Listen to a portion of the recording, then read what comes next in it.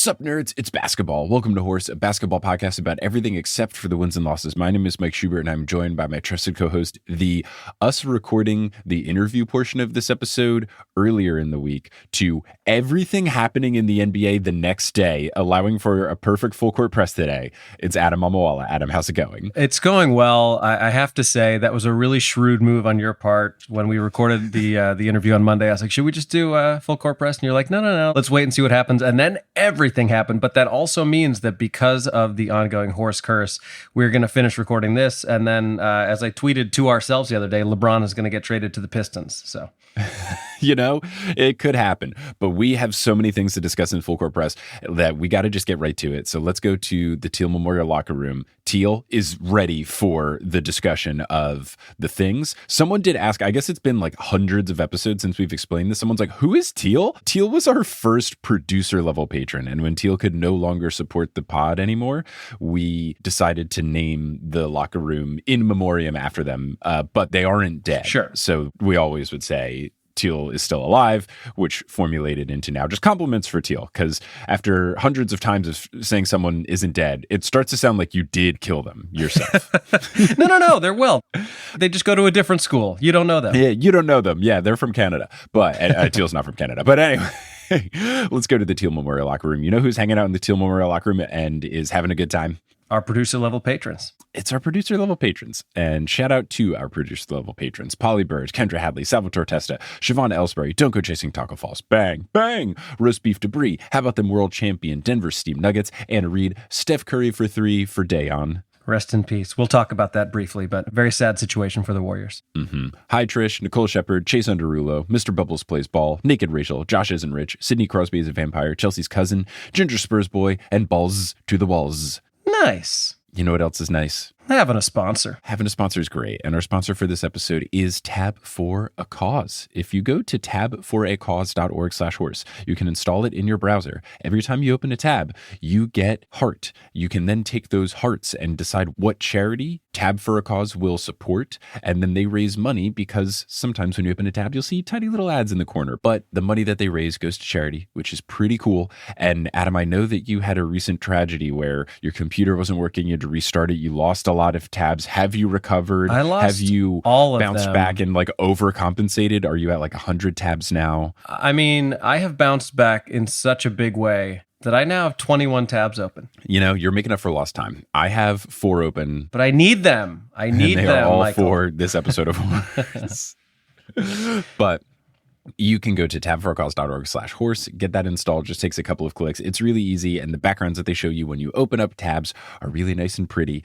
And it's a cool little thing to make something you are already going to do, put some good into the world. Sure. Yeah, and just to be clear, so everyone understands, by virtue of having so few tabs open, Mike is just not the hero that I am. I mean, I've got just, I'm just trying to do this for the good of the world, and you're over there conserving tabs. I mean, I don't understand it. I wonder if I can see the stats of how many tabs I open, because it's not that I don't use the tabs. Right, you open I just and close love them. closing them. Sure, I don't get like that. to clean in real life, but I love to clean in digital life. Yeah. It's really good. Sorting stuff into folders. I love the iPhone swipey thing where you can just swipe out of all the apps you've been using. Nothing better. Man, desktop stuff, putting it into folders instead of just having it be a mess. It so reminds good. me, it's like a new version of, this is a reference for anyone over 30, the old solitaire game on the computer when all the cartridges go. Yeah. Yeah, Very really nice, satisfying. really nice. Yeah. So that's Tab for a Cause. Now you're going to hear ads for other sponsors. Some of them will be read by us and others of them won't be. If you're listening on Patreon, you won't. It's ad-free episodes over on Patreon. That's one of the perks. But once those ads are complete, we'll get back to this episode of Horse. And we are back. Adam, what do you got going on in your life? That's a great question, and thanks so much for asking. I do have some new tour dates coming up. So I think some of the big highlights are that I'm going to be headlining in Dallas. Oh, cool. At Dallas Comedy Club. That will be on Friday, March 29th, 7 o'clock and 10 o'clock at Dallas Comedy Club. So that's going to be a lot of fun. I'm also going to check off another baseball stadium, baseball reference, ding, ding, ding, because the Cubs are opening at the Rangers, and that is part of the reason that I want to be out there. So, Part of? It is the reason that I want to be out there. The comedy is secondary to the Cubs. But so I have that coming up. I am working on some potential New Jersey headlining shows at the Stress Factory. That would be earlier in March. What do I have after that? Then April 10th through 13th, I have a run in New England. So on the 10th, I will be at a venue in Manchester, New Hampshire. On the 11th and 12th, I will be in Portland, Maine. On the 12th in particular, I'm headlining Empire Comedy Club in Portland, Maine. And then on Saturday, the 13th of April, I have 2 shows in Boston that I'm headlining. I am working on an Atlanta headlining date for May. That is not confirmed quite yet. There's a potential of a Houston show or shows, which would be end of May, early June. And Denver, July 19th and 20th. So I got a lot of stuff coming up. And I hope some of you come out, but we'll put the link to my tour dates. You can also sign up for my mailing list if you want to tell me where I should be performing that I am not currently. And that's all I got. What about you? That is very cool. I especially like that Portland, Maine, a city that is often upset at getting confused with the other Portland, has a comedy club called Empire Comedy Club. So they're like, well, let's get confused with New York and Oregon at the same time. Come see me at the Big Apple Comedy Club in Portland, Maine. At Windy City Community Center.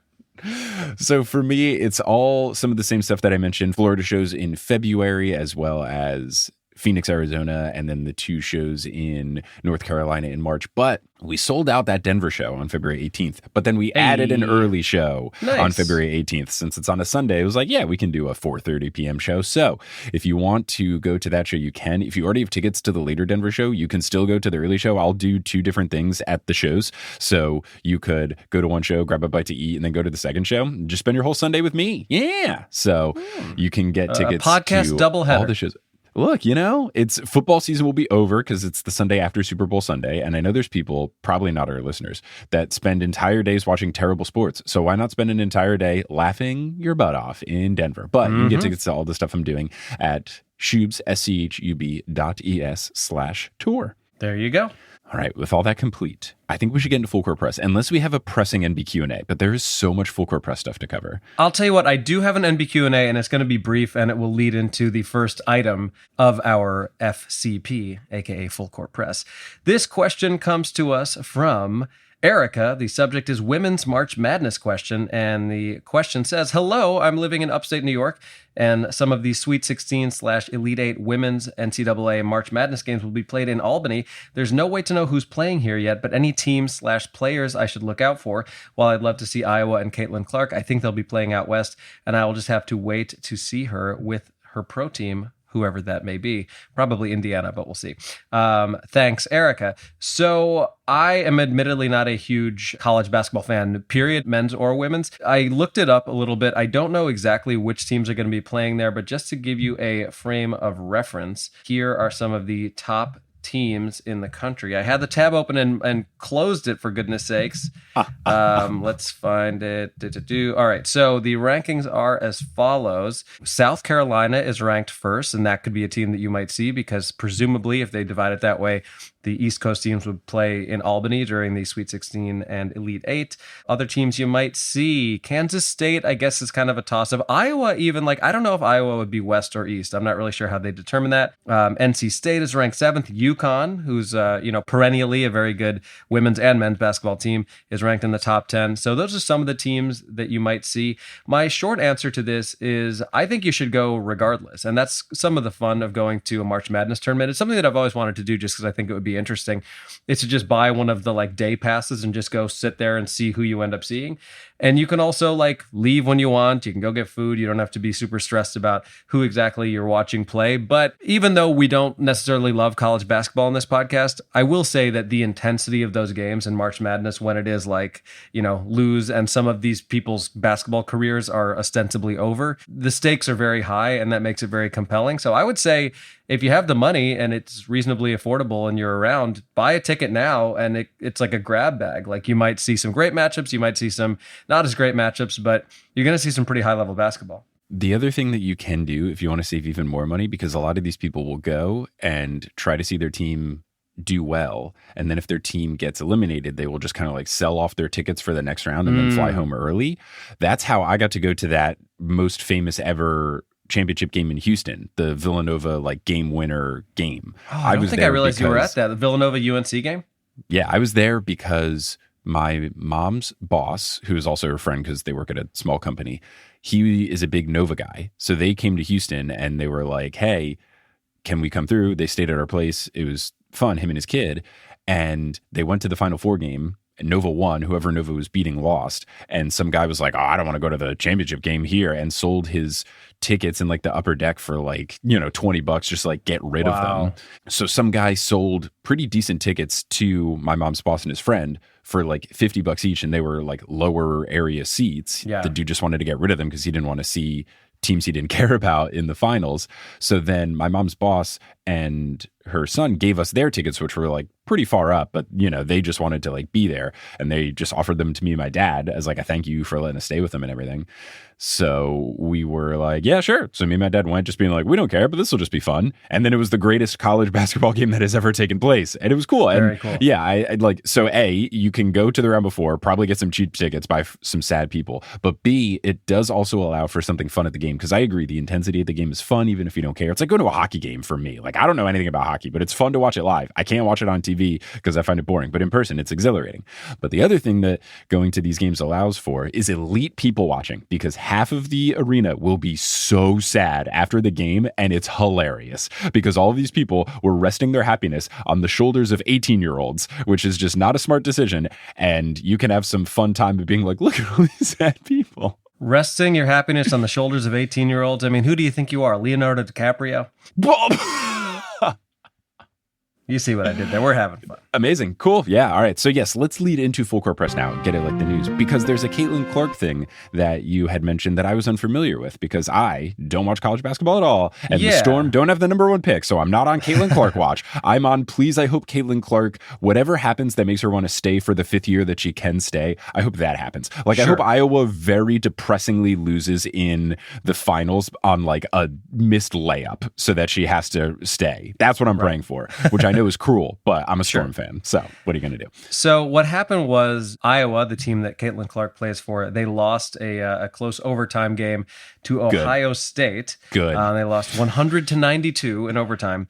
And as is custom at a lot of college basketball games, fans rushed the court. Unfortunately, Caitlin Clark was trying to like quickly get off the court, and some fan was like sprinting on. And I don't know which one of them or both of them weren't paying attention, but they collided with each other. Ooh. So it looked pretty ugly. Like Caitlin Clark like collapsed on the ground and was holding her face, and then the fan ref called a flagrant on the on the fan just like continued on into the celebration. Oh, what a dick. Yeah, so it was not ideal. And in Caitlin Clark's words, she says, quote, "I was just trying to exit the court as quickly as possible, so I started running, and I was absolutely just hammered by somebody trying to run onto the court. Basically blindsided and, kind of scary. Could have caused a pretty serious injury to me and knocked the wind out of me, but luckily my teammates kind of picked me up and got me off the court. Their AD already came and apologized to me, so I really appreciate that." But the whole point is that this has created somewhat of a bigger conversation about, like, should this be allowed? Like, I know, first of all, I went to a tiny college where no one would have even stormed the field or the court because there wouldn't have been enough people to even field a basketball team at the games. But this is a thing that you see a lot in college athletics. And like, yes, it's kind of cool, but I think there's a reason that we don't see it in pro sports anymore. If you go back and look at old videos of the Yankees, even there are situations where like people just run onto the field, and I'll try to find the video. There's some footage from I guess like the 70s where fans Chris just storm the Chambliss, field. I think, hits a game-winning home run, and they're finally going to the World Series for the first time in like 20 years or whatever. Like, we had a really bad run. Yeah, and it's the weirdest video because there's a guy just like running the bases with him and like patting him on the back while he's running, and like no one stops it. Right. Like, it's unnerving how casual the whole thing looks. It's so weird. Yeah. So this has kind of created a conversation where it's like, should we be allowing this? Because I think if you are going to allow it, and I don't know how you would control it exactly, you have to let people get off the court first. Like, you have to let the other team at least get off the court, so that if you want to have your celebration and you think that that's like fine to happen, so be it. But like, it's inherently a risk because there's a crowd forming. I don't want to be like a, negative Nancy or whatever the term is, but like, just have your fun safely, I guess is what I'm saying. Right. And like, not that I'm suggesting this whatsoever. This was not like a Tanya Harding sabotage situation. Sure. But if there were a fan from another team who wanted to go, kick Caitlin Clark's ACL, to try to have a better chance for their team to win the title. Like, that is a thing that could happen if you're allowing people to be that close to these athletes. And it's kind of scary. Yeah, no, for sure. For sure. I think it's tough, and it's different when you're storming a basketball court, which is small, versus a football field, which is gigantic. Right. It's just so much tighter in a basketball court. So yeah, hopefully everyone's okay. And I agree. It's kind of scary. I do think they should allow storming the ice just to see people slip and fall. I think there would be some fun gags. Yes, correct. That's just fun. All right, so let's get into the NBA stuff, because so many things happened, and it's absolutely wild. Real quick one, there was a trade. The Miami Heat traded for Terry Rozier. They traded a pick and Kyle Lowry, who was not playing super well and getting kind of old. I think it's a good trade for the Heat, and we will see how it all shakes out. We'll see if Kyle Lowry ends up on another team. So trade happened, not necessarily a huge dramatic one, but it took place. Other stuff is more dramatic. We have a very strange situation in that the Milwaukee Bucks, who at the time, 30 wins, 13 losses, fired their head coach, Adrian Griffin. He was a new coach this offseason.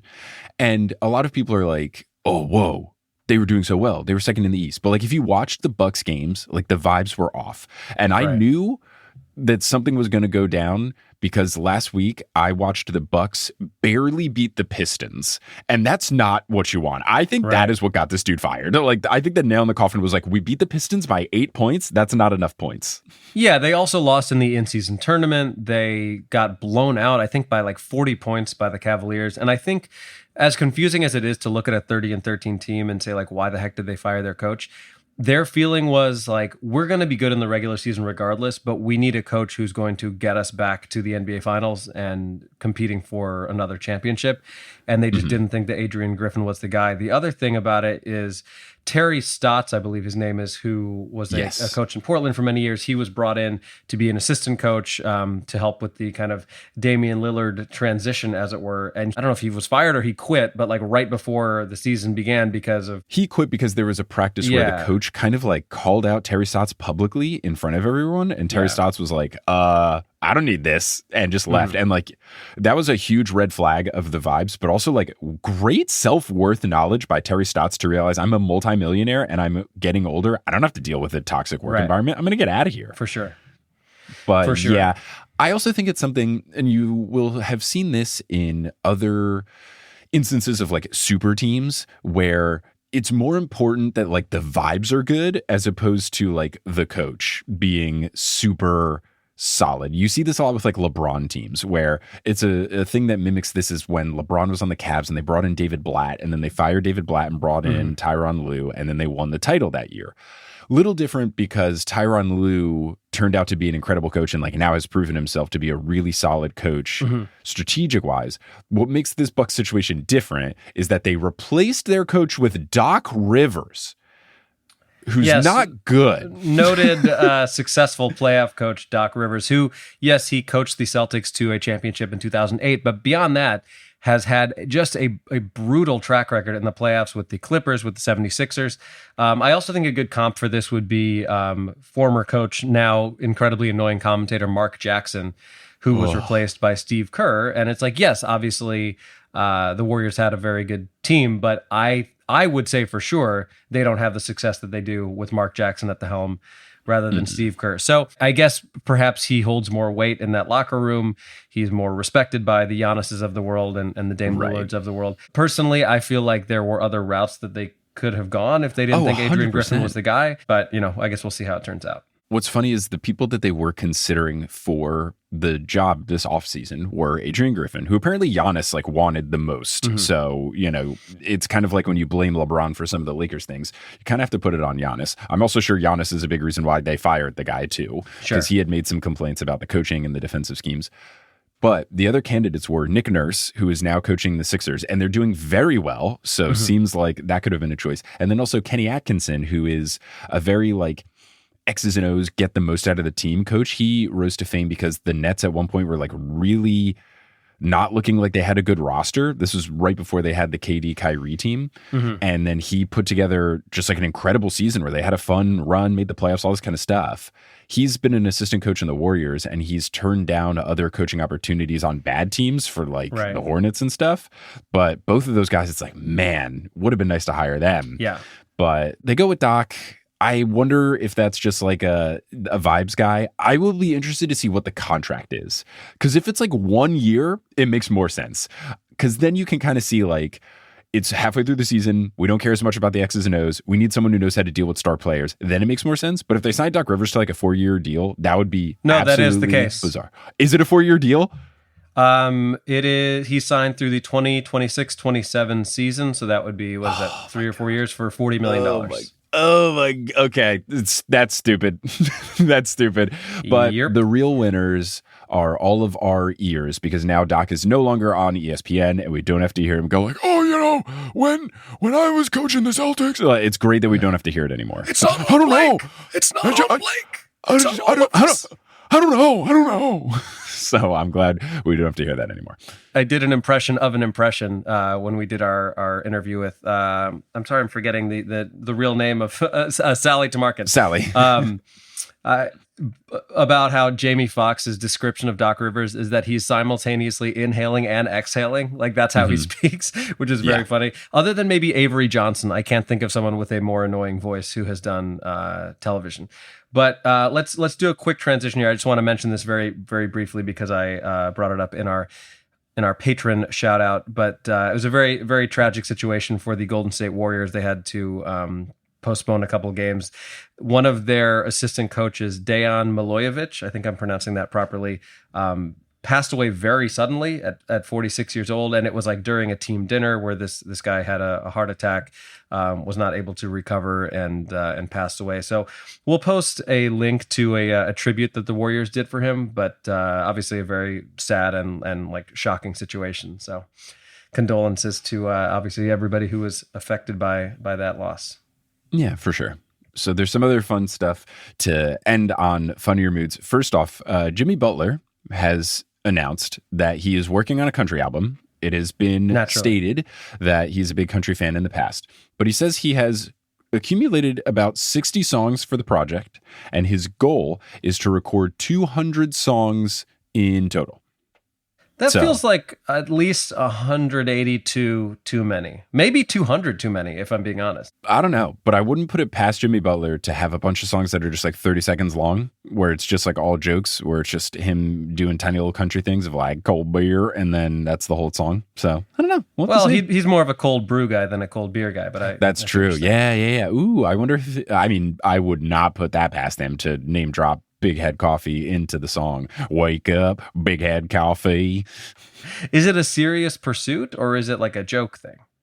I think it's a thing where in people's spare times they do different hobbies. Dame Lillard raps. He's a good rapper. Other players podcast. Sure. And I think Jimmy Butler is recording country music in his spare time. So some players love Legos and whatever you're into. So cool. I love that. That's the thing you do if you've got multi-million dollars. Miles Turner, big Legos guy, which makes sense because Legos cost so much money. They cost so much money. They're so expensive, but that's a cool thing to do. Shout out to him. Now, there's another funny thing that happened where Deandre Ayton missed a game because his driveway was too icy. He couldn't get to the arena. He's in Portland. He's a member of the Trailblazers. He said he couldn't attend the game because the road leading out of his house, which I'm sure is like a big mansion on top of a hill or whatever, it was too icy, and he tried to do things to thwart the ice, but couldn't. The Blazers sent like people who work for the Blazers to his house, but I don't know if they actually got to like drive up to his house. But I need to see like exactly what happened, because there's already complaints about DeAndre Ayton not having a lot of interest in being a professional basketball player. He's said various times that like his main metric of success was just like getting his max contract, and now he doesn't care anymore. Like he got his max contract and he's like, that means I'm successful. And people have always questioned his motor. Like it just feels like there could have been a way for him to make it happen. It was sledding an option. Like there's got to be something, right? Like where does this guy live? Like on top of Mount Doom? What is going on? I want to believe that next to the DNP for did not play, it says DNP parentheses ice. I don't know. Like you can't be like, oh, delayed opening of school. My.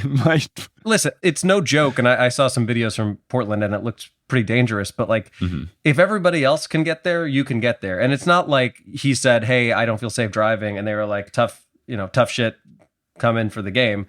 They were like, we'll come get you. we'll figure it out. You are, in fact, a max contract NBA player, so we'd love to have you if you're open to it.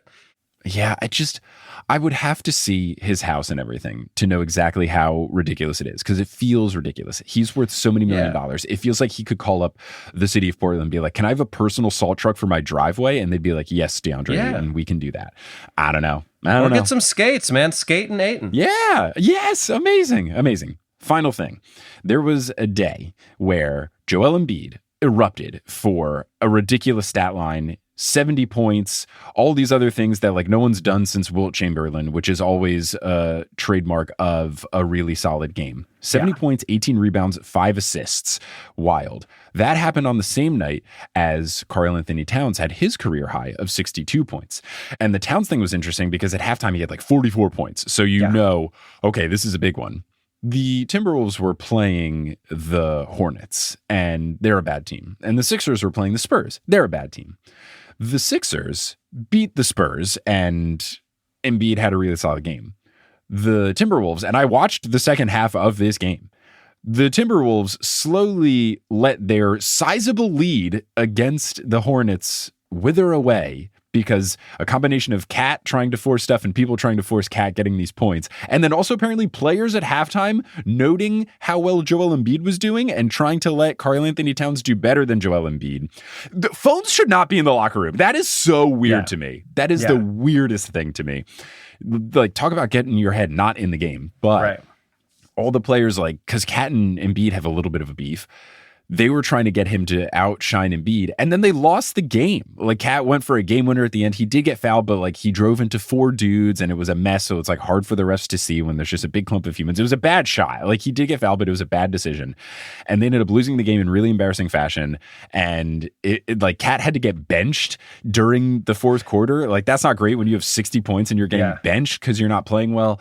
Just a weird, embarrassing situation, and it's just like the most Karl-Anthony Towns thing to ever take place. It was just so weird to watch.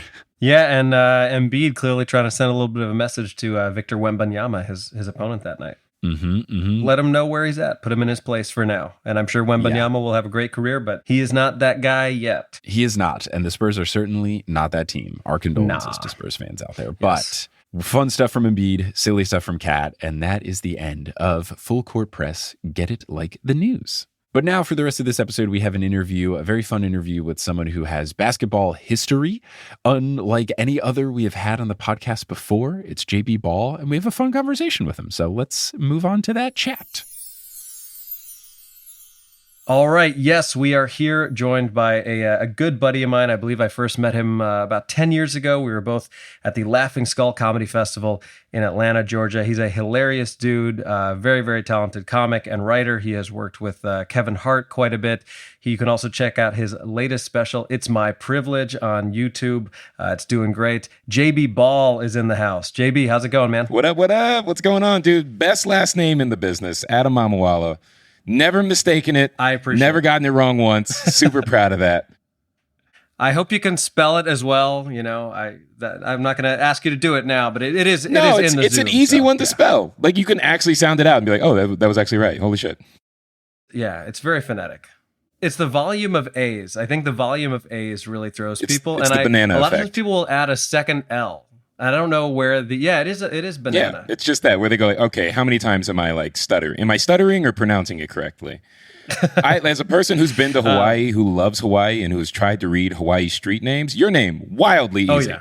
Wildly easy. Not even remotely intimidating. I would agree. That's the most common wrong guess when people try to guess my background is like, oh, is it Hawaiian? Which I do get. Yeah. It does. It's like a Volcano-Ass name for sure. Sure, yeah. Which I don't mind. Like, listen, if you want to start appropriating the culture, like, and just get some of those tats, no one's going to be like, what are you doing with those on? You'd be like, man, this is how little they know. Wow. I'm just waiting to sell out. I can't wait. Yeah. I say that as a person who has those tats. So, like, to be clear. Amazing. All right, so JB, we met a while ago. I know you mostly through comedy, but I feel like at the time we also like bonded about our shared love of both playing and watching basketball. So to the people who might not be familiar with you, who is JB Ball? Well, JB Ball is the comedian. Jonathan Ball was the basketball player. Yeah. So I played college ball. The forgotten ball brother. Yeah, for real. Look, there was the longest time where I was like, I will play any of them one-on-one in basketball. I'll smoke all of them.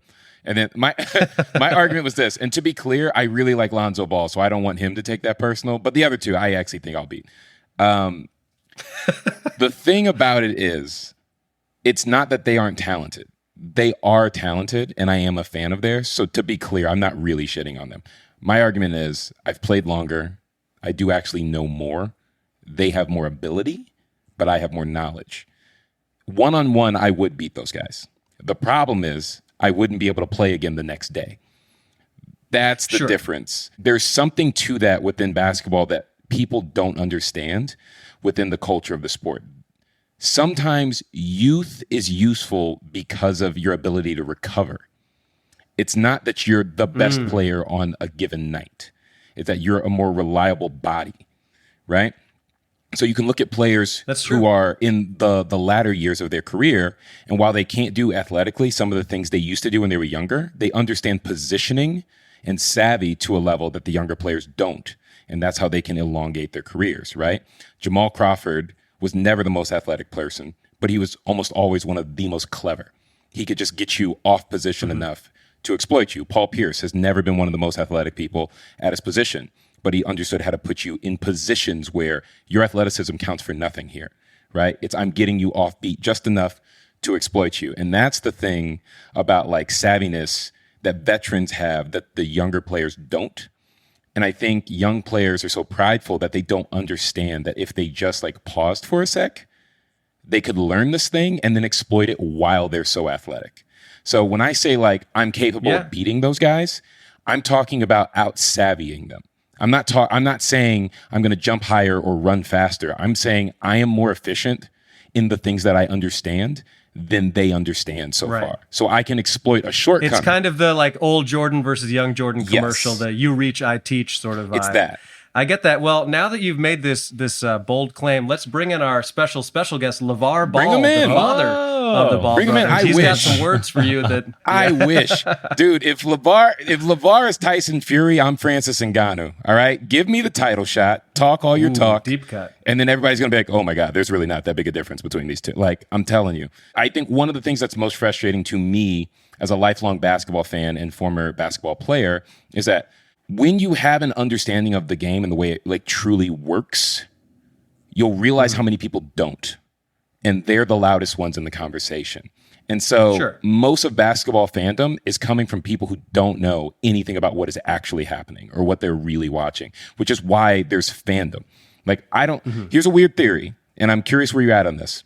I think the way to be a fan is when you're watching people do something you don't believe you're capable of or were never capable of. The minute it feels like something you were capable of, it's less fanhood and it's more competitive. So my point is, my favorite sport right now is MMA, right? So the reason being is I know so little about it, I don't even know how to really know when I'm watching bad versions of it. I'm just always amazed. But with basketball, I'm at an age where when I'm watching, I actually do know more than a lot of the people I'm watching. So it becomes more like I just see the mistakes. I'm just constantly seeing the mistakes. Like I'm at coach's age at this point.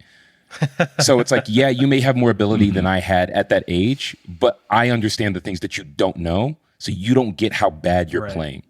And I'm only mad because I know you're capable of more. It's why I can't watch college basketball right now. That's exactly what I was going to say. It's just so frustrating. And I'm not going to act like I have any delusions of grandeur in terms of like I'm playing at the collegiate level or whatever. But I just find it so frustrating to see people make the wrong decisions over and over again. And I'm not saying that they should be making the right ones. They're 18 and they're in a devastatingly dramatic tournament scenario with millions of people watching. No one should be thrust into that situation lightly. But it's still like, why, especially when it's on, when the NBA games are also on. Yeah. Like the NBA is live in March. Why are we watching dude. Like I'll watch an NBA game over an NCAA game any day of the week at this point, no matter what the matchup is. I'm a diehard Tar Heel fan and I haven't watched in 2 years. I can't take it. It's such bad basketball. And it's one of those things where like you can still see these players for the ability that they have, but the lack of ball IQ is just from an entertainment standpoint, not entertaining. Like I have to be a kid looking up to them to value it. So I have to know so little to be impressed by it. But I just know more. So now I'm just like, oh, I just see mistakes. JB, talk to me a little bit about when you were Jonathan. Like, what was your history in basketball coming up? Like, watching it, playing it. Obviously, you played at University of Tampa. Is that right? University of Tampa. It's a Division II school. Good program. Every player who was on my team in our starting five, we were all recruited to play D1 ball, and we all went D2 for our own litany of reasons. Like my dad had gotten sick, so I stayed close to home. Is why I did it.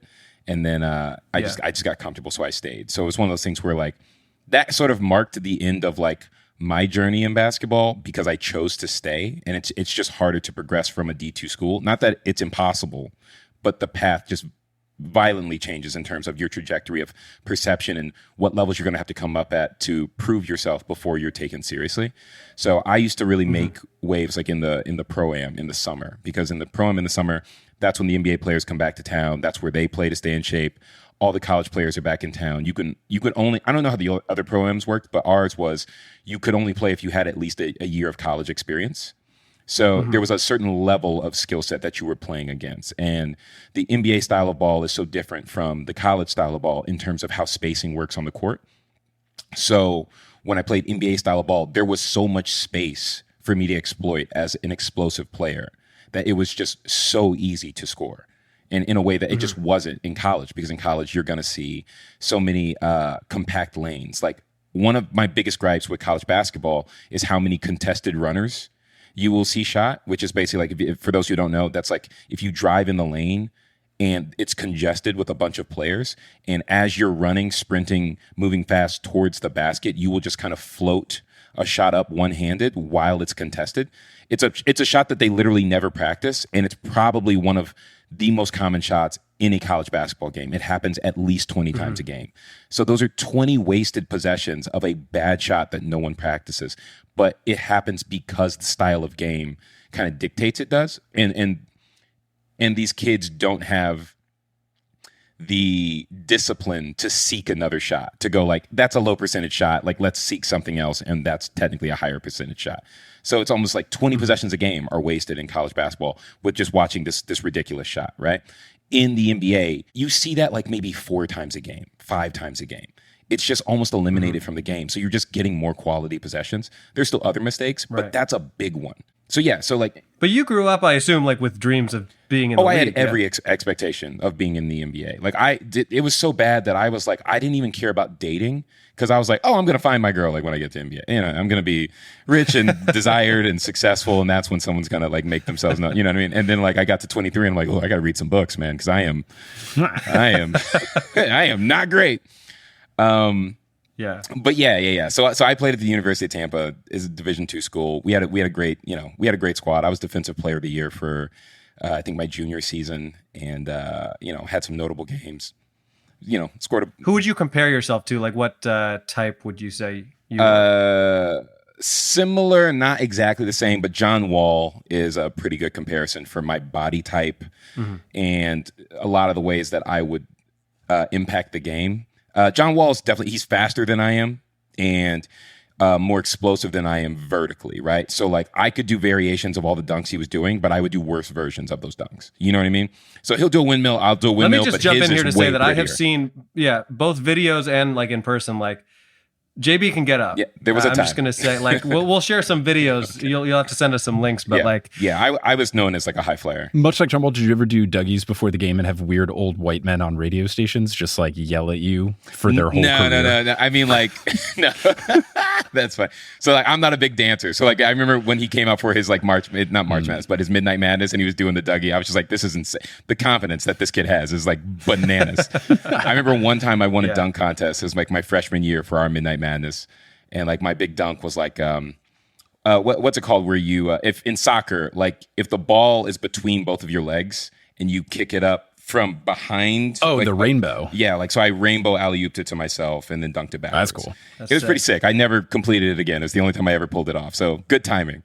But I remember... Did it when it mattered? Yeah, I did. Yeah, I think there's a video of it somewhere. I can find it. But basically, it's so cringy. So I land the dunk, right?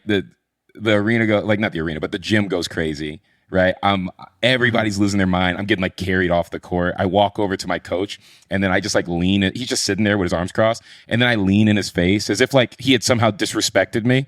But he didn't do anything. He was just watching, right? But I like lean in his face and I just look at him and then I just like walk off. And it's very, my description of it isn't doing it justice. When you see the footage, you just go like, wait, what's his problem? Like it was a weird ego thing where you go like, well, this is a bad egg right here. This guy, like where's his head at that he just did that to the coach? There is something about landing a monster dunk or just something that's really creative that gets people going, that it just puts you on another, just another planet where you're not thinking clearly. Yeah. You're just not. Your actions are not clear. So like when you see like fighters who just go like, I don't know, man, I just saw red and I just went for it. Like I get that.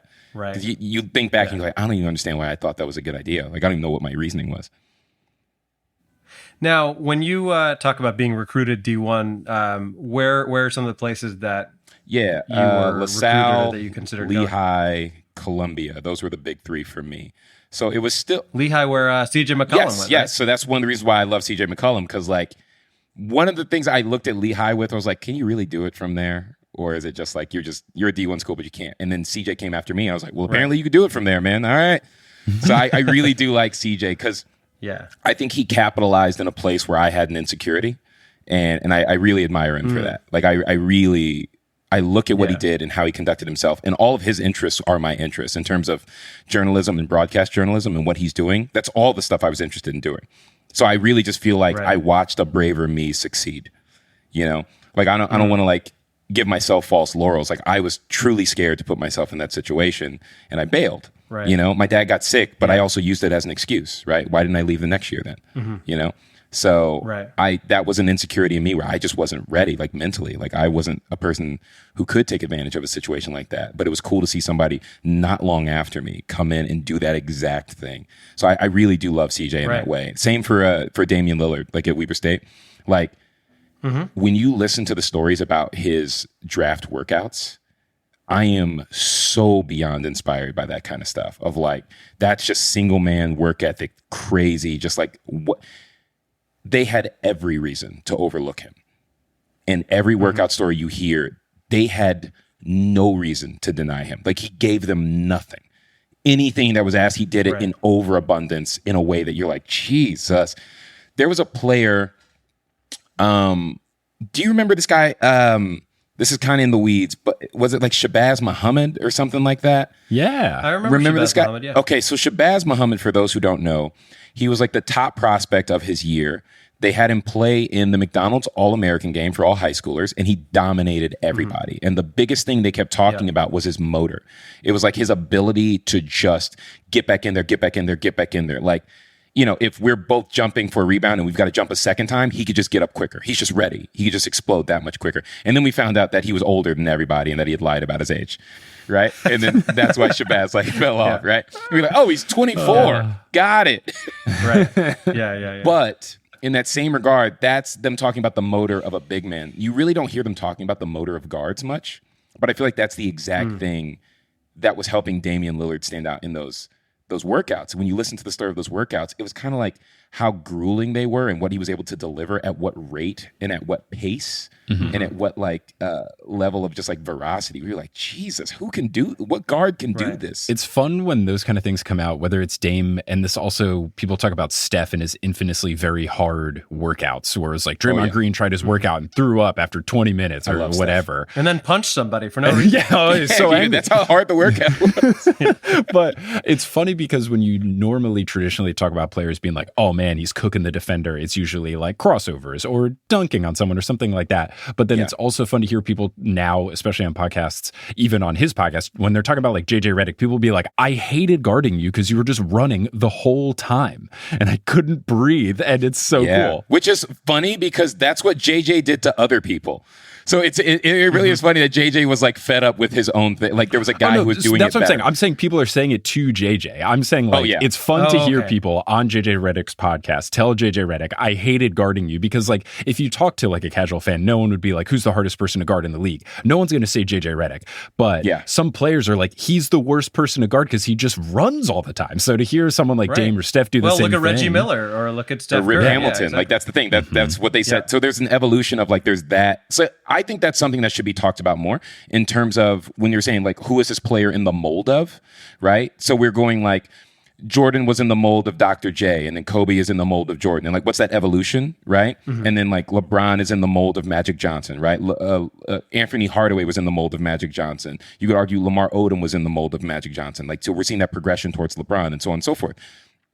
The player who does not stop moving is a mold that I never hear talked about, right? But you can really see a lineage there of just like, there's the guy who like, it is an absolute marathon to guard.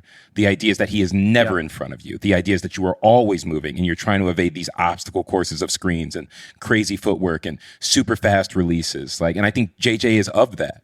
I remember like, to be clear, by the way, because I don't think I enjoy hearing anyone more than JJ Redick post-career. Everything he is doing, I am such a fan of. Like, I do think I would get into some really fun debates with him, but I find I love almost everything he has to say. There's some, like, just as a ball player, there are things I would want to debate to be like, but you don't think, but it wouldn't be coming from like a bad place. I'd be like, but how do you feel about that? Like, you don't think we'd be better off for such and such, you know, that kind of thing. But I love what he's bringing to the table. And as a former Tar Heel fan, right, and growing up in an era of like, I hated JJ, like absolutely hated this guy. I don't think I have ever been charmed more by a person I rooted against. Not Reggie Miller, who I do like now. You know what I mean? Even Kobe, who I came around on, where like people forget because Kobe passed away, people really turn a blind eye to how much they hated that guy. You know what I mean? They try to act like they never did it. In the same way that people try to act like they weren't making fun of Rihanna's forehead when she first came out. Like all of a sudden now she's just a queen. But like when Rihanna first came out, the running joke was her forehead. And now everyone's acting like they never said a thing. Rihanna's gorgeous. I'm just saying, stop acting like you didn't say what you said. People have revisionist history when someone gets to a certain status. Yes. Exactly. And I think no one has ever pivoted the way I thought about them more than JJ. I am so impressed by that guy. And I truly feel ashamed of any criticism I threw that guy. Well, the thing is, and I think the key about JJ that makes him very compelling, and I think more compelling than a lot of other players turned media people, is that he recognizes who he was Self-awareness at every stage in his career, good, bad, or otherwise. He admits like, yeah, you know, I don't think I deserved all the vitriol that I got when I was at Duke just because I was a white guy who could shoot threes. But also, I talked a lot of shit. So I did deserve some of it. And then he even says, you know, I could have been better about this. I could have been better about that. I regret this. And I think he's very honest about his past. And then he's also very honest about like his playing days. He was a good player. He had a great career, never made an all-star game, and isn't out here trying to act like he's the best player. On the flip side, it is so embarrassing, like secondhand embarrassment to see Paul Pierce continue to refuse to admit that LeBron James was better than him. Like, dude, you were very good. You were very good at basketball. But at a certain point, you have to realize LeBron James was definitely better than me, and Dwayne Wade was better than me too. Yeah. And I don't need to just have these weird gripes and stuff. Just like, you gotta recognize who you are. He's really making one of my arguments age so poorly. So you got to understand, like, I, not knowing much about who Paul Pierce was as a person, was a huge Paul Pierce fan the older I got. The more I started understanding positioning, muscle memory, and just like off steps, these half steps that just get you in a position where like you're not quite in the right position to do something about this offensive player, I really started falling in love with Paul Pierce's game. Because the way I would sell it to players, like younger players, was this guy isn't the most athletic at anything. In fact, he's comically unathletic. Yet no one can seem to do anything about it. Don't you find that interesting? It's like Jokic too. Like he doesn't look like he's doing anything super athletic, but at he least just he can finds a way to impose beat size. Like at least he has that. Like that he's a 7-footer, and sometimes he can at least use that advantage. Paul Pierce 6'7", 6'8", which is, listen, they ain't nothing. Right. But in the NBA, that's average. Exactly. And so I used to try to at least suggest the argument that while I don't believe it to be true, I think it's an interesting conversation to have. Pound for pound, Paul Pierce is actually one of the better players of all time. And my argument was, look how much he's doing with how little. It was that where I was going, I thought in certain ways, Paul Pierce had a touch and an understanding that if you flipped his and LeBron's physical ability, maybe there is a world where Paul does more than LeBron with that ability. If he keeps his understanding, right? I don't know that to be true. All I'm trying to suggest is that I think he's so much better than people understood, though. Like, I'm going to be totally honest with you. I really find myself not liking the guy. Like, the more he speaks, the more I'm like, I really don't fuck with this guy. Like, if that was my teammate, I really wouldn't like this. But objectively, just on the court, LeBron may be better. Kobe may be better. There are a number of people, small forwards who are definitely better. Kevin Durant. The list goes on and on. I won't top 5 Paul Pierce as far as small forwards. I might not even top 10 him. I'd have to look at the list. But at the same time, I think he is grossly undervalued. Like, I don't think when people criticize him, they even understand like what he was capable of. Like, I really don't think people were watching. And if they were watching, they weren't processing. So there's this, I'm really torn by this thing. Like, the guy was really good in ways that, like, unless you guarded him, maybe you wouldn't understand. Like, maybe it's that. Like, maybe you just don't get like how effective this thing was, or like, he's really doing like 3 things and I can't stop any of them. And I know it's one of the 3. I can narrow it down to one of these 3 and he's still effective. Like, it's so frustrating to get beat by somebody who you feel like you know what they're going to do. Yeah. We've all experienced this at every run we've ever been to. There's always someone who you're like, I don't get how this person keeps scoring on me. I feel like I know what they're doing. I feel like I'm more athletic, and I just can't. It's very frustrating. I like hearing how people talk about Andre Miller. Oh, the professor. Yes. Yeah, dude, I love Andre. Great player, but he's also like, he is one of the top participants in falling down and getting crossed over on like every mixtape I've ever seen. Sure. Derrick Rose got him real good. A number of people like got him pretty good. He did a lot with a little, I think, in terms of athleticism as well. So what I was going to say is to pivot here. Sorry. Obviously, you grow up Jonathan Ball having the hoop dreams of being a professional basketball player. At some point, post college or shortly thereafter, as you alluded to before, you realize like, you know what? Maybe that's not going to happen for me. What is the transition from that mindset and that singular focus to being like, well, now I got to figure out what I'm going to do, and then where does comedy and everything else that you've done, like, when does that come into effect? So what's really interesting is like, all right, so I was always a funny kid and I was always a good writer. Like, just as a student, like that's just who I was. I wasn't the class clown, but like I could be funny about whatever the subject matter was. So when I would chime in class, like I wouldn't get in trouble because it was like relevant to what we were learning. It didn't hurt anything. But you're getting laughs, right? So I'm really good at being pointed when I want to be with laughs. So Chappelle Show comes out, I think when I'm a sophomore in high school, junior in high school, something like that. And I already thought Chappelle was the greatest comedian of all time. That was where I'm from the school of Chappelle. Like I love the guy, for better or for worse. He's the one who inspired me the most in comedy. And I remember him doing a couple sketches that I had the same ideas for. And I wasn't looking to do comedy. I was just thinking like, man, it'd be funny if I saw something like this, and this would be the punchline for this, and this would be the punchline for that. And then he did them, like literally, like that's the idea, that was the punchline. And I remember thinking, if I'm having similar ideas to the guy who I believe to be the best, then maybe I should at least keep track of my ideas. So I just started writing them in like these composite notebooks. And then by the time I graduated high school, I think I had like 12 notebooks full of just premises. Wow. And then by the time I graduated college, I probably had like 20 full, something like that. So but you're still not doing stand-up. Still not doing stand-up, right? And then I had a professor, this woman named Lisa Rosenthal, who was one of the writers for Fresh Prince of Bel-Air. So I was a film major, and I took a screenwriting class. It was writing for the situation comedy, and she was the professor. And she sort of encouraged me to give stand-up a try based on like some of the stuff I was turning in. And that's what led to me like trying it out. So my school was right next to downtown Tampa. On the other side of downtown Tampa is Ybor City, where the Tampa Improv was located. So there would be people come over and they would just give away free tickets to the off-night shows all the time. So like almost every Wednesday, I was at the Tampa Improv watching someone who's just like on the rise, but like not really selling tickets, but they're a really good actor. I saw Sebastian Maniscalco there in college for free. Right. Cool. And then like the first special that he blows up on, that's the material I saw back when I was in college. I saw him do that to like a crowd of like 100 people, right? In a venue that sits 350 and no one knew who he was. And I remember looking at all my friends and we couldn't believe someone we had never heard of could be that good. He was so good. I still remember to this day. So long story. He's headlining in Tampa. Yeah. That's what it was. He was killing it. And that's when he was doing like the raw spit or like whatever it was, like about people like throwing stuff. Like it was great. So point being, I was writing in composite notebooks because of Chappelle. I was holding on to those ideas. I got encouraged by a professor to give stand-up a try. And then once I had made the decision that I wasn't going to go play overseas, that's where I was like, well, all right, forget it. Let's go to an open mic and let's find out. And I just never stopped.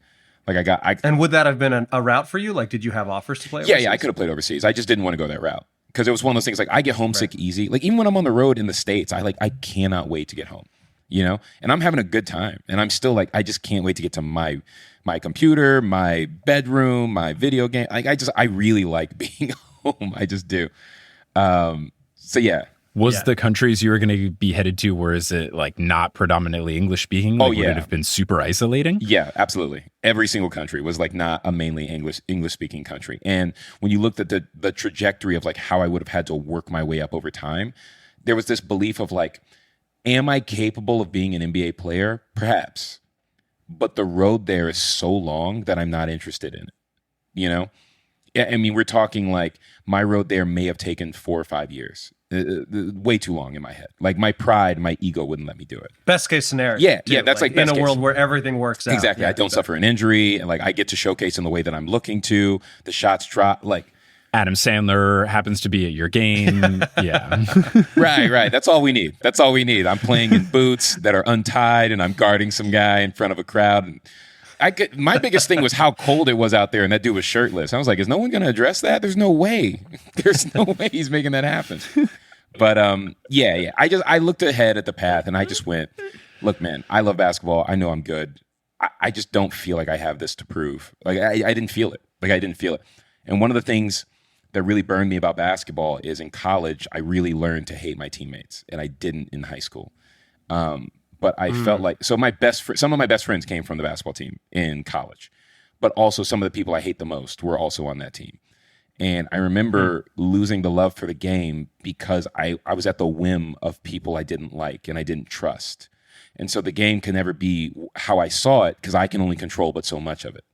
Right. And so like there's such a big dynamic too. I'm big on the types of teammates you have. So I'll look at rosters and go like, God, that's such a good gel guy. That's a guy that will like keep me engaged and I can put faith in. And like, if I feel like I need to rely on, I can know I got that. Like, I really love Patrick Beverley. Like I really do. And I understand he's like such a disruptor, but you got to understand, man, when you know you got a guy like that in your corner who's just really ready to go to war each night, like it really will inspire you. You know, to push through. Well, he's the guy everybody hates if he's not on your team, but you love him if he's. He really is great. Teammates. Yeah, for sure. Like when you watch the interview, like he really is great. Yeah. Like, and I understand he's an irritant. Trust me, you want that irritant. Like you need that kind of thing. And it can't always be your best player. In fact, I would argue it shouldn't be your best player. It's better like that. Because when your best player is that guy, i.e. Kobe, right? It feels too demonstrative. And it feels too like you're asking me to do something that I'm not capable of. When it's one of your quote unquote, no disrespect to Pat, but lesser players, right? When he's demanding it of you, now it's a team standard. It's a baseline standard. And I do think there's a value to that when that guy can deliver that. There's just something to that. Yeah. So I guess from experience then, because you were on the receiving end of this, are you more able to see some of these teams that are in the lottery, you know, they're poorly performing year after year, and I guess like the casual fan would just think like, oh, if they get a good draft pick, they'll be fine. But then you look at teams currently in the league such as Detroit and Charlotte who have just like continued to get in like what should be good draft picks, but maybe they just don't have any like good glue guys on the roster. Like, you know, you would be more of a proponent for bringing in those people like the Taj Gibsons of the world, where you're like, just having that guy in the locker room is going to do so much more than the 6 points a game or whatever. 1,000%. Like when I think back to when I was those ages, like anywhere from like 19 to 24, right? And just like where I was at mentally in terms of like how I assess the world and what life is regularly, like I just didn't have an education on how to conduct myself in that way. And you got to understand, I viewed myself as one of the smarter players. So imagine how hard it would have been for the guys that I view as the dumber players and they're getting in, right? You need vets to show you the way. You need to see what the standard is and then what that level of production translates to into the game, right? You got to see it done the right way. And that doesn't always work, right? Like, look at Jordan Poole. Like, me personally, I can't stand the guy. I can't stand it. and it's a real bummer because I rooted for him in college. I remember watching him in Michigan, and I really liked him. But, like, where his ego has gotten, it's so out of control. And where his plus minuses are, they are so egregiously bad. I think I read statistically he's the worst player in the NBA. Like, per minute for his plus minus. And it's like, there's a gap. Yeah, it's tough. And I don't see him waking up to it. Like, he lives in a state of delusion where he can't improve because he's delusional because of his ego. And I go, like, where are the vets to set this straight? Where are the Kevin Garnetts to be like, you got to wake up? Like, he was on the Warriors. I know. I guess, like, you can't think of a better veteran situation because you have veteran guy Steph, who's just like star, everyone you would want to be. Klay Thompson, ultimate chill guy. Draymond Green, ultimate anti-chill guy. And I guess he learned the hard way about his anti-chillness. But, like, you would think someone, and then Steve Kerr is the coach, like, you would think that would be such a great situation for him to be in, but I don't know if it's because he gets into the league and he's winning right away, or maybe he's just because he also had a weird path too, where he was like on the G League team and he was terrible. He was not in the rotation. Like, he really worked his way in. So that was the thing. Like, there was a real reason to root for this guy. Like, he was such a charming underdog story, but then it was like, you know, you hear like money will make people who they really are. I feel like this is one of those cases where, like, it worked on the negative. Where, like, I found him to be charming the less I knew about him. And then the more I learned who he was, I go like, oh man, that's a bummer. Yeah. It was a point that I heard recently. Zach Lowe and Bill Simmons did a podcast together, and I yearn for the days, like, the two of them together is just so perfect because, like, Bill brings the fun, Zach brings the smart, they bring the best out of each other. But they made a really good point, which is for some of these players, once they get the big contract, it's like a big turning point. And some people get the big contract, like Tyrese Halliburton, got the extension, the pressure is off, he unlocked a new element of his game, and now he's just absurd at basketball. Other people, like Deandre Ayton, get the big contract, because even like before he got the big extension, like he was in that finals run, still the struggles, but like he had a pretty good series, like he had good numbers, signs the big contract, and then it's just like, what happened? Like that was 2 years ago. So I think that's in all it's of very sports, interesting that like the money can be such a pivotal thing. Yeah, I mean, the contract year is a thing, right? Like, that's, you'd listen to Dominique Foxworth talk about his contract year and like how much he was willing to lay out for it and like risk injury because he had to deliver, because if he didn't, he was just out of the league altogether, which is wild to me, where it was just like either new great contract or out of the league altogether, nothing in between. But it changed his life. And you just know, like, when back against the wall, when your ego's removed and you know you got to do all the right things so that you can get what you desire, all of a sudden you see the best version of that guy, i.e. James Harden, right? All of a sudden, he'll do all the right things in that contract year, and then once he's comfortable again, we're back to that BS, you know? And it's right. I guess it's human nature, but I guess there's no checks and balances to like really do anything about that, right? What you're hoping is that you're drafting somebody who's got the character to care on that level, you know? And I'm sure, I'm trying to be respectful to their situation because I don't know it, right? Like, I'm sure they can argue, yeah, but you don't know what it's really like here, you know? Like, I've been on teams where like I had such little faith in what we were doing as a whole that I was like, why am I giving so much of myself to this? You know? And then I would just turn in. All of my best scoring games in my college career are when I just said F it. And I was just like, I'm not looking to help y'all out. I'm just going to go score. And when that was my only focus, scored more than I ever scored at high percentages, right? But when I was... What was your career high? 30. I did 31 a lot. It's a weird thing where like even in high school and then in the pro-am, it was weird. Like 31 was a barrier I couldn't break, but I would hit it all the time. It was the weirdest thing. And I go back and I missed a layup or I missed a free throw. I'm like, easy ways to get past it. Like, I couldn't do it. And then I don't know, like when I was like I don't know, like 28 and I was doing like random pro-ams, then I was like, all of a sudden I was breaking 40 a lot. So it's not that I was incapable, but for some reason, obviously 31, I couldn't break it. But if you also like look at count possessions in a college basketball game and how many shots actually get up, you put up 31, dude. Like you played out of your mind. So anytime you're seeing anything more than that, that's like probably 40% of your team's overall score. Exactly, dude. And when you just look at how many shots you had to do it on and like what those possessions were, it's kind of absurd. Like at a certain point, you got to blame the defense and it's less of your ability. Like they're really being incompetent to let you still get these kinds of looks, you know? But yeah, not trying to brag. I'm just saying, like, but you 31 a number of times, like definitely double-digit times. For sure. Yeah, no, and we'll let you go here in a little bit. We don't want to keep you all day, but you have come up on the podcast before in the context of me describing the time when it was actually the weekend that Kobe passed away, which might be the last time I saw you in person, but it was like January of 2020. You and I met up. We went to your local like YMCA in LA. And I don't know if it was my fault or if you didn't like tell me the level it was going to be. Yeah.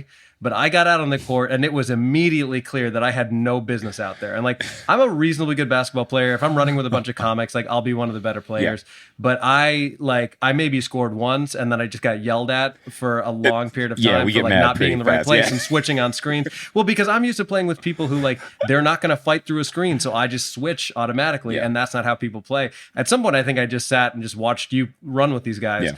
But like, I don't even know where I'm going with that other than to say the level that you're at and that everybody else in that game was at was like not something that I've really experienced before. Yeah. And there's a very clear separation between people who like, I don't know, played in high school and were decent versus people who played at that level. There's a huge discrepancy. Yeah. It's jarring for sure. Yeah. And I think that's one of the things that'll make guys angry, like not at you in particular, but just in general, is you'll see a lot of high school egos come in. And this idea of like, hey man, you just got to understand like this ain't that.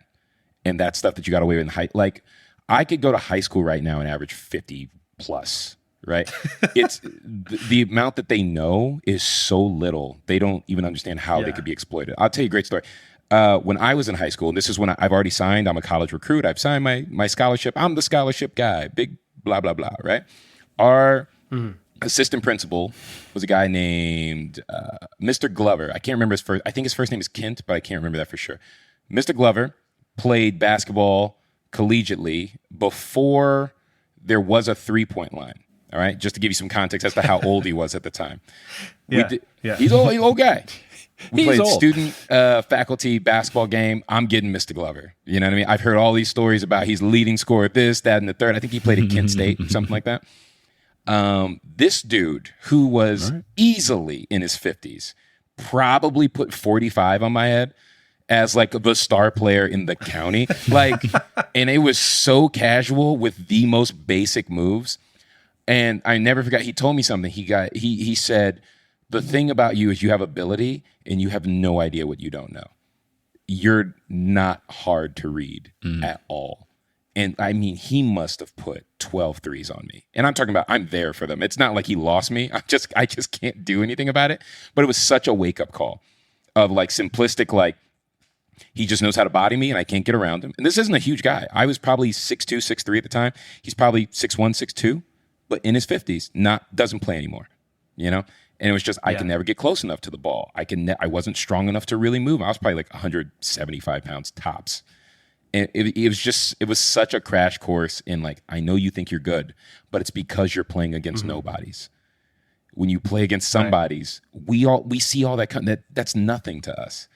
And it's that wake-up call that a lot of high school players never got to have. And then you'll go to the gym and then you'll run into all these collegiate players who did this, that, and the third, and they're just super angry at you because it's like your mind frame is all wrong. But it's like, in order to be successful here, you got to understand that this doesn't do anything anymore, that doesn't do anything anymore, that these are not quality things. And it's such a rude awakening. But once you flip that switch... It sounds like you need to go back to your high school and Vice Principal Glover some of these kids. Oh my God, how fun that would be. Yeah, there's some new kid right there who he's this big D1 recruit, and I think he's like passing all my records now. And they did over the pandemic, they did a countdown thing of they went through all the high schools in the county and they did a top 10 list players of all time. And so for my school, I'm number 1 on the list. And I'm curious where this kid's going to end up because I'm pretty sure he broke like every record I had. And there's still a part of me going like, yeah, but he hasn't played me. You know, and it's like it's all ego. It's all he's like, yeah, I'm 36 though. He's like 17. Like he's way better than I was, and I'm still like, just to be clear, like I really feel the need to assert myself in it, and there's no need. But yeah, I don't know when that's going to turn off, man. Maybe never. But I want to pay you a compliment because you're in talking about your college career. You're, I would say, probably a little hard on yourself, saying like, oh, I didn't do the CJ McCollum thing. I didn't believe in myself. No, it's to just do this, true. that, or the other. But like, Well, maybe, but where I'm driving with all this is like when I first met you in a comedy context, we were at the Laughing Skull Festival in Atlanta, and seeing you on stage, it was one of those times, and I've had this before, where you just watch someone and you're like, they've got it. Like whatever the thing is, they've got it. And I think to get to that level of basketball, that takes a huge amount of work. And like, I think you have taken that attitude and put that towards your comedy career. And I feel like it's paying off. So this is a part of the show as we're reaching the end where I'm going to encourage you to brag about your accomplishments with the understanding that like, we're not going to think you're hot shit. Yeah. This is just like, tell people about some of the cool stuff you've done.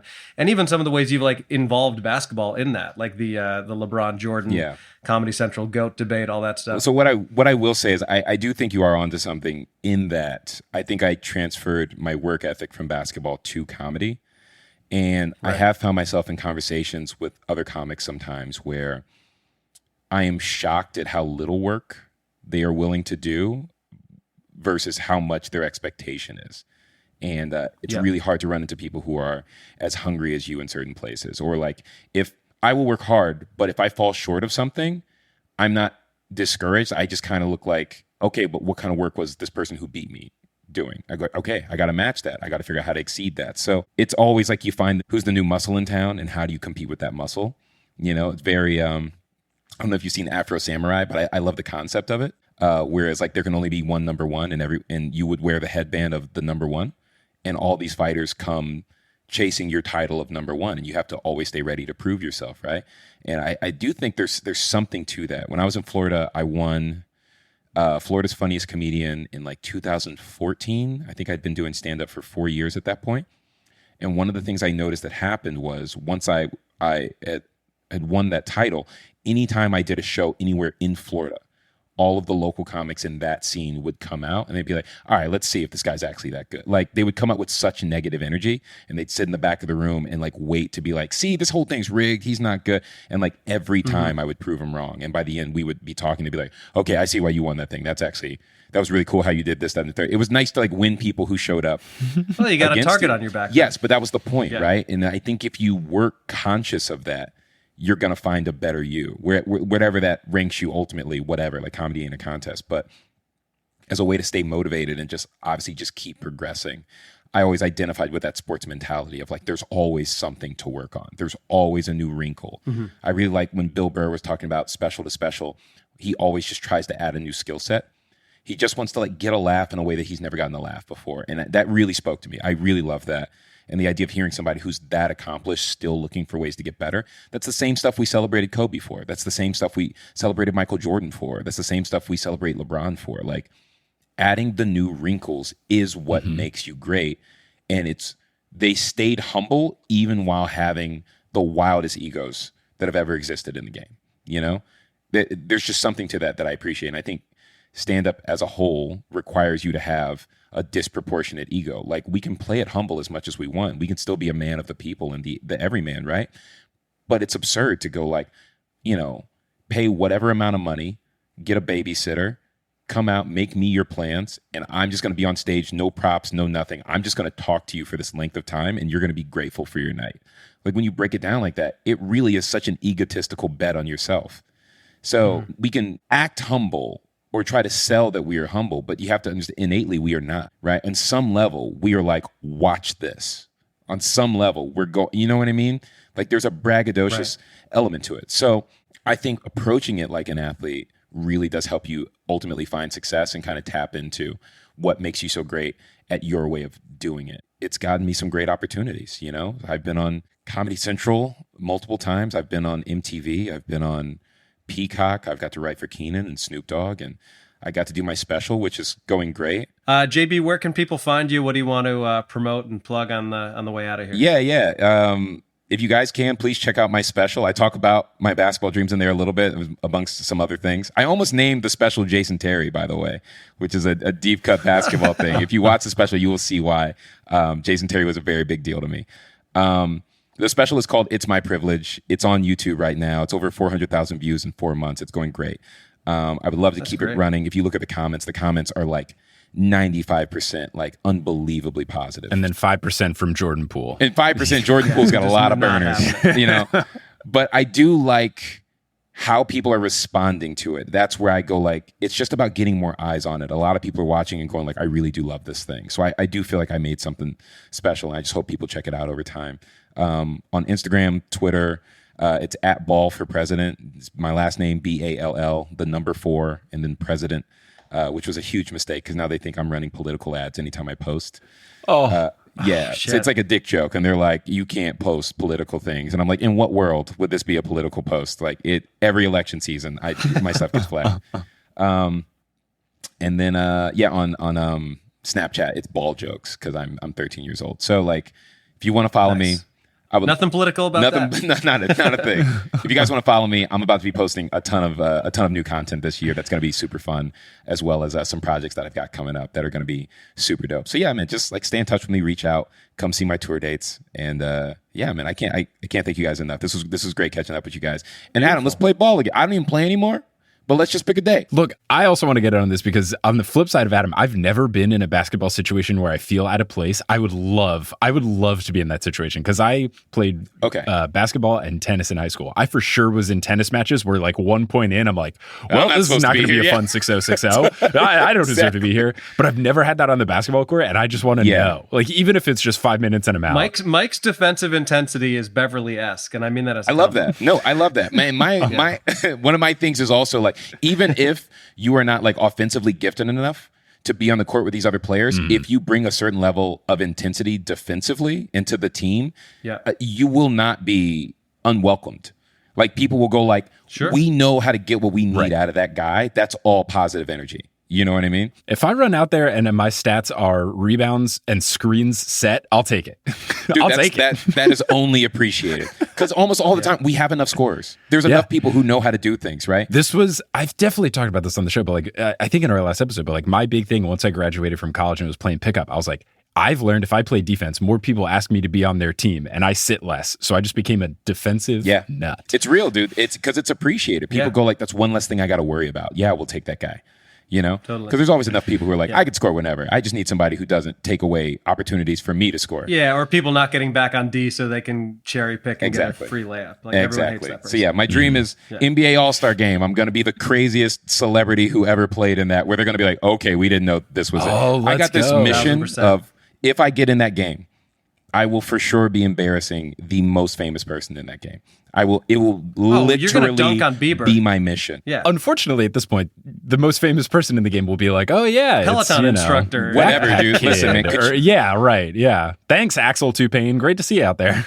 Could you imagine the fanfare you would get for dunking on Justin Bieber? Oh my God.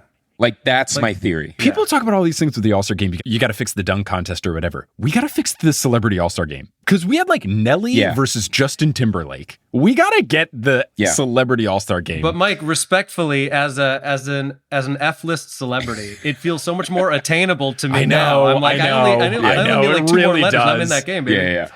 I can only dream for people to be angry about my inclusion in something in Instagram comments. I would love nothing more than to be on, the thing where it's like, because now Hot Ones is too big, but they're, if one of those things where like, I would love to be the recipient of a bunch of comments to be like, who the fuck is this guy? Oh, I would love that. JB's just out there cooking Arnie Duncan. It's just like, I really do have this thing in my head where like, I hate when they say celebrities are good at basketball, like truly. Like it gets under my skin when they say like Chris Brown is good at basketball, or they say like Lil Bow Wow was good, or Lil Romeo was good, or Lil Dicky. Yeah, who I like, to be clear. I really love Lil Dicky. No, they're like good. They're good gym players. Sure, fine, whatever. Actual players. Yeah, but I just go objectively. I go like, but no, guys, like no. If you think they're good, you're bad. That's what you're saying. You're bad. I'll show you good. So yeah, there's a part. But to be fair, they're way better at being famous than me. So like, I'm not in their world as well. Respect to all of them. I'm not delusional. It just irks me when they say they're good at basketball. I see that they're like, man, Quavo's really good. And I go like, Quavo's not even close to good. I'll be Quavo with one hand. Yeah. I'll nationally, like somebody set it up. Maybe I'll J. beat that guy with Cole, one maybe hand. Master P back in the day. Very few. Master P was real. Master P was real. People don't know about Percy. Yeah. No, he was real. Yeah. Anyway, sorry, I'm getting distracted. I apologize, guys. No, man. This was a blast. Thank you so much for joining us, and appreciate you, man. Appreciate y'all, though. Thanks so much for listening to this episode of Horse. Horse is hosted by Adam Babawala and Mike Schubert. Our editor is Kensei Suramaki. The music is by Bettina Campamanes. The website is by Kelly Schubert. The art is by Allison Wakeman. And the social media is by both of the Horse Boys. Thank you to our producer-level patrons, Polly Burge, Kendra Hadley, Salvatore Testa, Siobhan Ellsbury, Don't Go Chasing Taco Falls, Bang, Bang, Roast Beef Debris, How About Them, World Champion Denver, Steamed Nuggets, Anna Reed, Steph Curry for 3 for Dayon.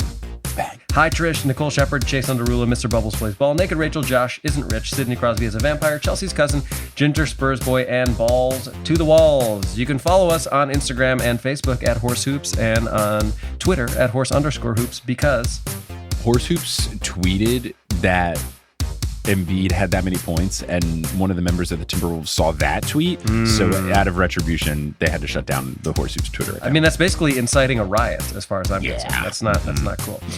You can go to our website, horsehoops.com, for links to a lot of the fun stuff we talked about today, including JB's special and probably some videos of him throwing down some nasty windmills. Yes, and if you go to patreon.com/horsehoops, you can get access to a whole bunch of bonus content. The interview we did with JB was so long that we're going to have to cut stuff out of it and put it up on the Patreon. So if you want exclusive clips from that chat, you can go to patreon.com/horsehoops, and that's also just a great way to support the Horse Boys, and you can get a bunch of other fun bonuses and rewards for supporting us. You can also go to horsehoops.com/merch to get Sup Nerds shirts and other digital items. But we're going to close out this episode by saying something on the count of 3, as we always do. Anything you're feeling right now? Well, I don't want to make this about me, but I do feel that we owe it to one of our most loyal listeners to wish her a happy birthday. It's my mom, of course. Yes. I mean, Karl Anthony Towns and Joel Embiid celebrated my mom's birthday on Monday by just going absolutely bananas. And, credit to them for doing that. But, I'll go with a happy birthday, Mom. You can go with a happy birthday, Deb, on 3 if you're open to it. I know she would appreciate it. I'm very open to it. She's a big horse head. And she texts me, not even about the podcast. She just texts me about NBA stuff. She was texting me about Doc Rivers the other day. Love to see it. Incredible. So yeah, let's say happy birthday, Mom/Deb, on the count of 3. 1, 2, 3. Happy birthday, Mom. Deb. We are going to that WNBA game this year. We are doing it. You have my word. We will go. Let's do it.